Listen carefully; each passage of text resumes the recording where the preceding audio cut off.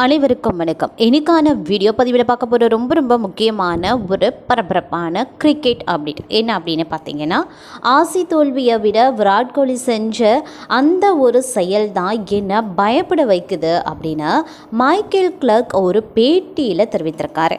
அப்படி ஆசி தோல்வியை விட விராட் கோலி செஞ்ச அந்த விஷயம் எந்த அளவுக்கு அவருக்கு அந்த அளவுக்கு வியப்பை ஏற்படுத்தியிருக்கு, அந்த விஷயம் என்ன, அதனுடைய பின்னணி என்ன அப்படிங்கிறத பற்றியும், அதை தொடர்ந்து இன்னும் சுவாரஸ்யமான பரபரப்பான பல்வேறு கிரிக்கெட் அப்டேட்ஸை பற்றியும் இன்னைக்கு வீடியோவில் தொடர்ந்து நாம் பார்க்க போகிறோம். ஸோ இந்த பதிவு உங்களுக்கு மிக பயனுள்ள விகிதத்தில் இருக்கும். வீடியோக்குள்ள போகிறதுக்கு முன்னாடி இது வரைக்கும் நீங்கள் நம்ம சேனலை சப்ஸ்கிரைப் பண்ணலைன்னா உடனே சப்ஸ்கிரைப் பண்ணிக்கோங்க. அப்படியே பக்கத்தில் இருக்கக்கூடிய நோட்டிஃபிகேஷனுக்கான பெல் பட்டனையும் ப்ரெஸ் பண்ணிக்கோங்க. சரி நேயர்களே, வாங்க வீடியோக்குள்ளே போகலாம். இந்தியா ஆஸ்திரேலியா அணிகளுக்கு இடையே நடைபெற இருக்கக்கூடிய 2வது டெஸ்ட் போட்டியில் இரு அணிகளும் யார் அதிக ரன்கள் எடுப்பாங்க, அதிக விக்கெட்டை கைப்பற்றுவாங்க அப்படின்னு ஆஸ்திரேலிய முன்னாள் கேப்டன் மைக்கேல் கிளார்க் கூறியிருக்காரு.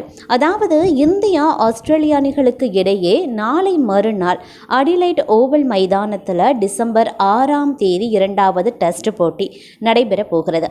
இந்த டெஸ்ட் போட்டி பகல் இரவு டெஸ்ட் போட்டியாக நடைபெற இருக்கிறது அப்படிங்கிறதும் குறிப்பிடத்தக்க ஒரு விஷயம். ஆஸ்திரேலிய அணி இதுவரைக்கும் விளையாடி இருக்கக்கூடிய பகல் இரவு டெஸ்ட் போட்டியில் ஒரு முறை கூட தோற்றது கிடையாது. இந்த காரணத்தினால ஆஸ்திரேலிய அணி மிகவும் தன்னம்பிக்கையுடன் இருந்து வந்துட்டுருக்காங்க. அதனால் முதல் டெஸ்ட் தோல்விக்கு இந்திய அணிக்கு பதிலடி தர முடியும் அப்படின்னு நம்புகிறாங்க.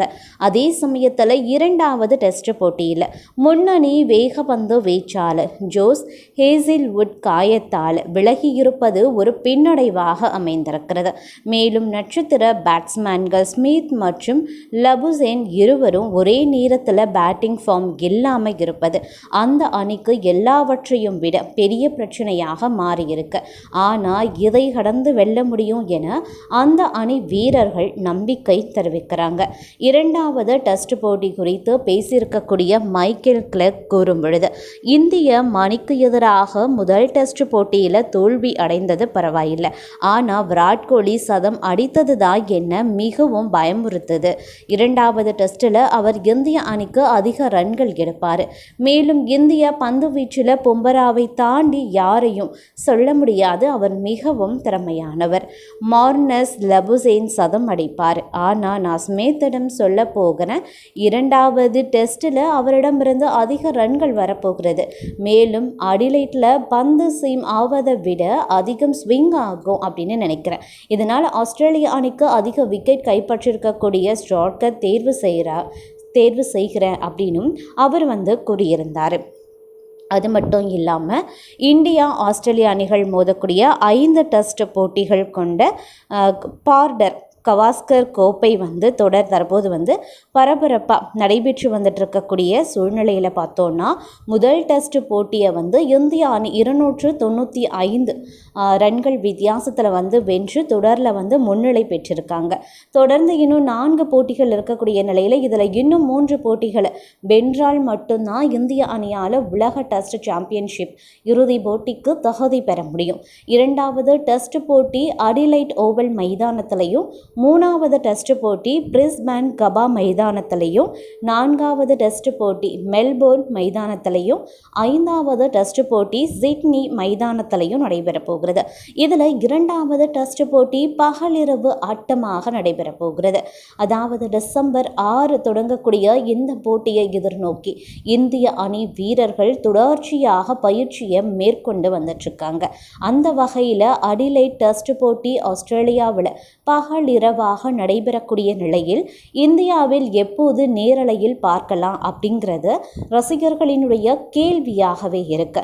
ஆஸ்திரேலியாவின் அடிலைட் நகரில் இந்த போட்டி மதியம் 2:30 மணிக்கு தொடங்கி இரவு 9:30 மணி வரைக்கும் இந்த போட்டி நடைபெறுது. இருந்தாலும் குறைந்த ஓவர்கள் வீசப்பட்ட அரை மணி நேரம் ஆட்டம் நீடிக்கப்படும். அதாவது ஆஸ்திரேலியாவில் இரவு 10 மணி வரைக்கும் போட்டி வந்து நடைபெறும். இந்திய நேரப்படி பார்த்தோம் அப்படின்னா தினமும் காலையில் 9:30 மணிக்கு போட்டி தொடங்கும். முதல் செக்ஷன் காலை 9:30லேருந்து 11:30 மணி வரைக்கும் நடைபெறுது. தேநீர் இடைவேளை மதியம் 11:30லேருந்து 12:10 வரைக்கும் இருக்கும். பகலிரவு ஆட்டம் அப்படிங்கிறதுனால முதல் செஷன் முடிந்தவுடன் 40 நிமிடங்கள் தேநீர் இடைவேளை விடப்படுது.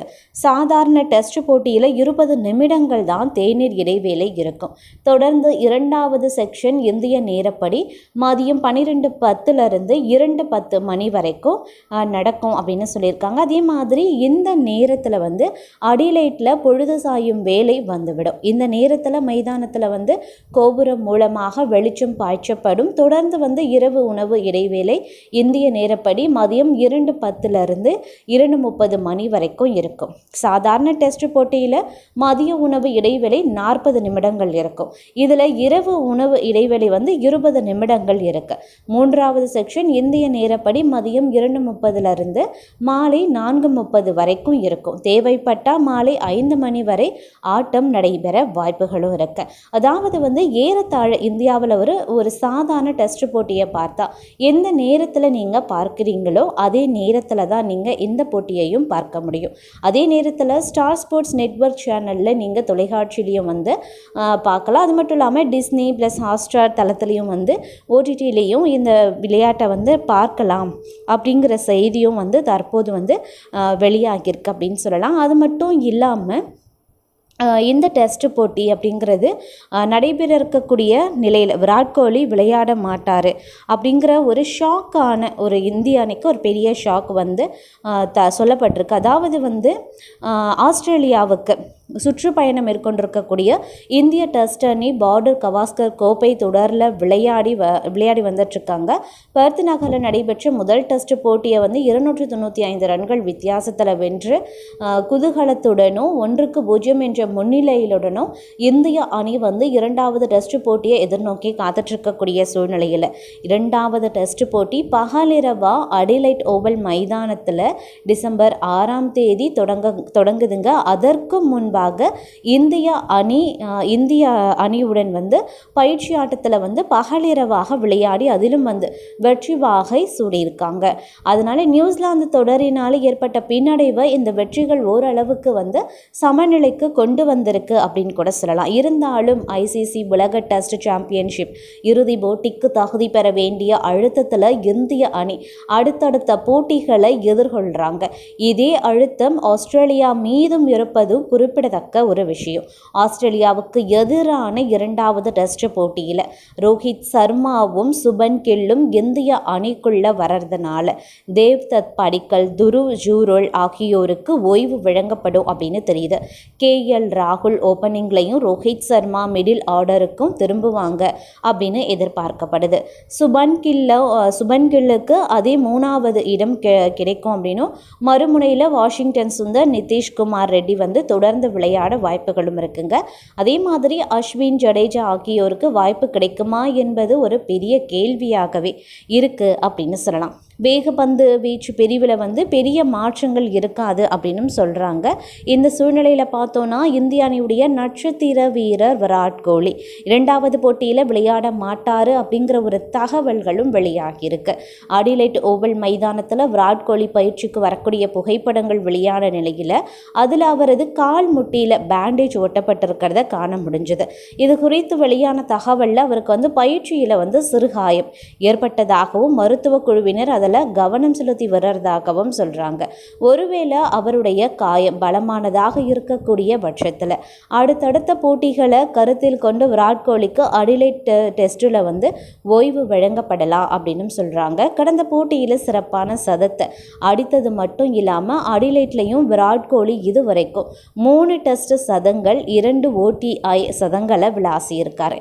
மேலும் அடிலைட் ஓவலில் வந்து 4 டெஸ்ட் போட்டிகளை விளையாடி 153.62 சராசரியில் மொத்தம் 509 ரன்களை அடித்திருக்காங்க. அடிலைட்டில் இன்னும் 102 ரன்களை அடித்தா இந்த மைதானத்தில் அதிக டெஸ்ட் ரன்களை குவித்த ஆஸ்திரேலிய அல்லாத பேட்டர் என்ற பெருமையை விராட் கோலி பெறுவார். ஒருவேளை விராட் கோலி இங்கே விளையாடலை அப்படின்னா அவருக்கும் இந்திய அணிக்கும் ஒரு பெரிய பின்னடைவாக இந்த விஷயம் பார்க்கப்படும் அப்படின்னு சொல்லலாங்க. தற்போது பார்த்தோம் அப்படின்னா இந்த விஷயம் சமூக வலைதளங்கள்லையும் வேகமாக பரவிட்டு வந்துட்டுருக்கக்கூடிய ஒரு விஷயம் அப்படின்னு கூட சொல்லலாம். வியூவர்ஸ், இந்த பதிவை பற்றி நீங்கள் என்ன நினைக்கிறீங்க அப்படிங்கிற உங்களுடைய தனிப்பட்ட கருத்துக்களை மறக்காமல் கமெண்ட் பாக்ஸில் தெரியப்படுத்துங்க. இது மாதிரி ரொம்ப முக்கியமான பரபரப்பான கிரிக்கெட் அப்டேட்ஸை நீங்கள் உடனுக்குடன் தெரிஞ்சுக்கணும் அப்படின்னு நினைக்கிறீங்கன்னா மறக்காமல் நம்ம சேனலை சப்ஸ்கிரைப் பண்ணிக்கோங்க. அப்படியே பக்கத்தில் இருக்கக்கூடிய நோட்டிஃபிகேஷனுக்கான பெல் பட்டனையும் ப்ரெஸ் பண்ணிக்கோங்க.